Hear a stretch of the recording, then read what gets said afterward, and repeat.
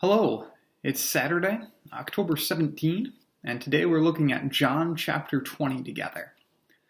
As always, I think it'd be really good if you'd take some time to read John 20 on your own. If you'd like to read the passage online, you can follow the link that I've posted in the description of this video. So in John 20, we get more stories about what happens after Jesus' resurrection.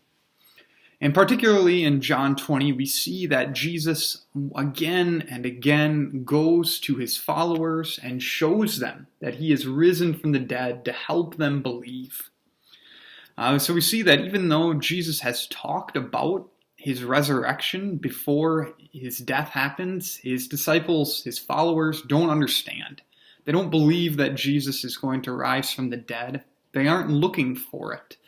And so when they find the empty tomb or they hear about the empty tomb, they're confused at first. It takes them a while to understand, and it takes them even longer to believe.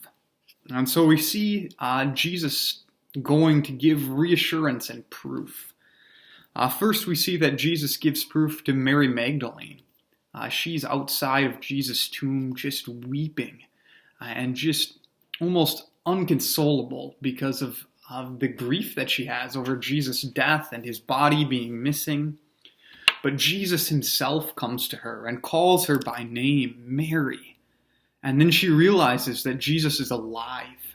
And she's just filled with joy and falls at his feet and wants to hang on to him and worship him. And then Jesus goes and he appears to his disciples.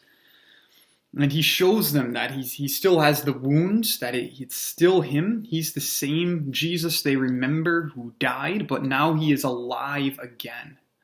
God has raised him back to life. But when Jesus comes to his disciples, one of them, Thomas, is missing. So the next week, Jesus comes back again, and he shows himself to Thomas. And he says, look, if you need to put your hands in my wounds, you go and do that. I want you to believe that I'm alive. And Thomas comes to understand. He calls Jesus his Lord and his God. He understands that Jesus is the Son of God, that Jesus is the one we should worship and follow and trust.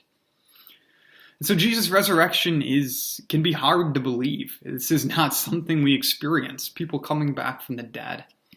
But we can trust that Jesus really did come back to life because we have these stories. The disciples weren't looking for this. They didn't believe it either. But Jesus reassured them. And the disciples passed these stories on to us to reassure us. Jesus is our Lord and our God. And he is risen from the dead. And he saves us from sin and death. So that's my thought with today's reading. If you'd like to ask some questions or leave some comments of your own, please go ahead and do that. Thanks again for watching. Have a great day.